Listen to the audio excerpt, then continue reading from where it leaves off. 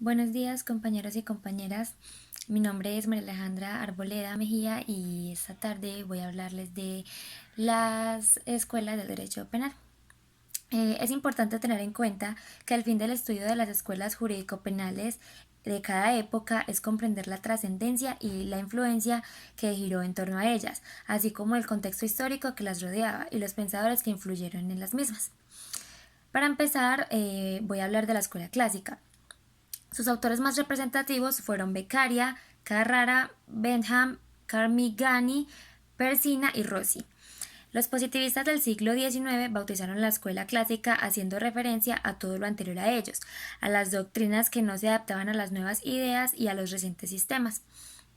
Para la escuela clásica, la responsabilidad penal del individuo es fruto de su libre albedrío, es decir, el hombre es un delincuente por el hecho de haber optado por el mal, pudiendo y debiendo haber respetado la ley. Se ha afirmado que la obra de Beccaria es el precedente más importante que impulsó a la corriente clásica del derecho penal.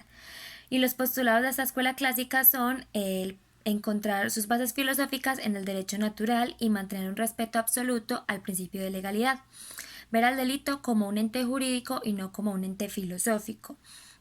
El libre albedrío y el hecho de que los que carecen del mismo, como los locos y los niños, quedan excluidos del derecho.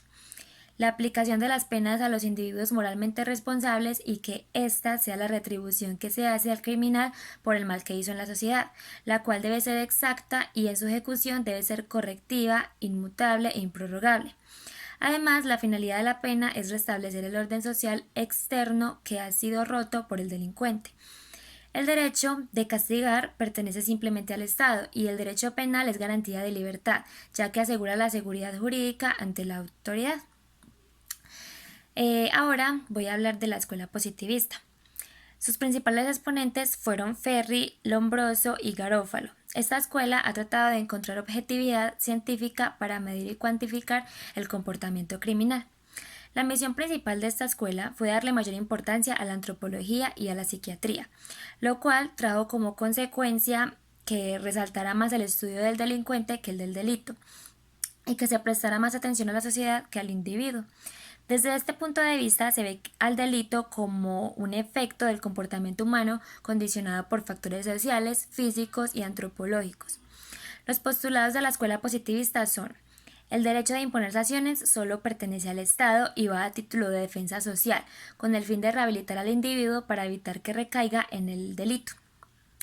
Sustituye la responsabilidad moral por la responsabilidad social, puesto que el hombre vive en sociedad y se da responsablemente social mientras viva en ella. Sin embargo, el hecho de que no haya responsabilidad social no quiere decir que puedan quedar excluidos del derecho. El concepto de pena se sustituye por la sanción y esta va de acuerdo con la peligrosidad del criminal. Ahora voy a hablar de la escuela ecléctica. Esta escuela rechaza la naturaleza morbosa del delito y el criterio de la responsabilidad legal y se acepta de la escuela clásica el principio de la responsabilidad moral. Además, distingue entre delincuentes imputables e inimputables. Esta escuela niega el libre albedrío y hace ver el delito como un hecho individual y social. Además, se interesa por el delincuente más que por el delito.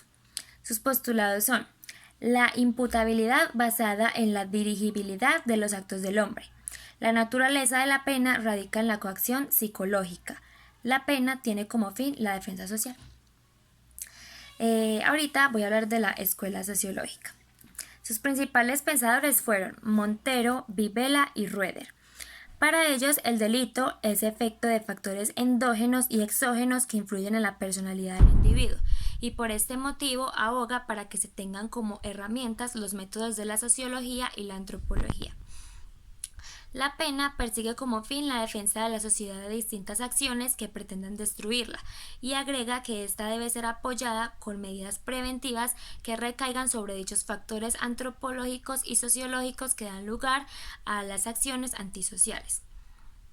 La escuela dogmática, por otra parte, tiene como principales pensadores a von Gering, Brinding, Bailyn, Mancini, Mesger, Roccio, Carneluti y Antolisei. Para esta escuela, la ley es un límite del derecho penal, por ser ella la única que puede crearlo, y esta debe ser aplicada por jueces y magistrados. Además, considera que no hay otro derecho superior vigente. El fundamento de su objeto de estudio es la norma legal. Para esta escuela, la pena, que es consecuencia de haber obrado con culpabilidad, tiene 3 fines. El primero es preventivo, que se da con la amenaza de una carga aflictiva, es decir, de un temor. El segundo, que es retributivo, que es dado con la aplicación de una sanción. Y el último, orientado a la resocialización del autor, que se deriva de la ejecución de esa pena y que se supone que redimirá a la sociedad del mal causado y que el delincuente no cometerá más ilícitos. Afirma que si una determinada conducta contraviene el derecho penal vigente, se torna delictiva y para ellos es una acción u omisión antijurídica y culpable. La escuela finalista, su gran maestro y exponente, que fue el Dr. Hans Welsen, decían que basó su ideología principalmente en la psicología y la fenomenología, como elementos preponderantes en el actuar humano. Para ellos, el delito era visto como una acción injusta, culpable, parte de una acción pero con una finalidad, es decir, pasa su creación en una reacción ético-social, pero con una finalidad. Además, veían la culpabilidad como una consecuencia natural, que tanto el dolo como la culpa deben tomar en cuenta al estudiar una conducta. La Escuela Dogmática Jurídica Contemporánea o Nueva Política Criminal tenía como principales seguidores a Brícola y Barata. Para esta escuela, el derecho penal crea el delito como un problema situado en la perspectiva política y este va en relación con la forma de Estado en que se dé. Para ellos, la pena debe cumplir una función preventiva, nunca retributiva, y debe buscar a toda costa la resocialización de las personas. Además, afirma que la responsabilidad no es consecuencia del libre albedrío, sino de razones individuales que llevan a una persona a cometer un delito. La escuela abolicionista del derecho penal tenía como representantes principales a Pulitov, Hulsman y Scherer. Para esta escuela, que promovía principalmente cambiar el actual sistema carcelario por otro mucho más eficaz y acorde con aquellos derechos esenciales que emanan de la naturaleza humana. Afirmaban que lo que el sistema penal define como delito son simplemente conflictos o situaciones problemáticas, que no por ello deben ser suprimidos, sino solo tratarse como instrumentos diferentes a los penales. Además, propone el hecho de usar nuevos conceptos, es decir, sustituir la palabra delito por problemáticas o situaciones. Escuela del Derecho Penal Mínimo, por último, que tenía como principales seguidores a Ferrajoli y Barata. Se acerca a la teoría abolicionista pero llega a sus extremos. Sugiere que el derecho penal se limite al máximo en su aplicación, que sea la verdadera última razón que utilice el Estado para castigar las conductas transgresoras. Las premisas del derecho penal mínimo son un sistema penal solo se justifica si éste previene el delito.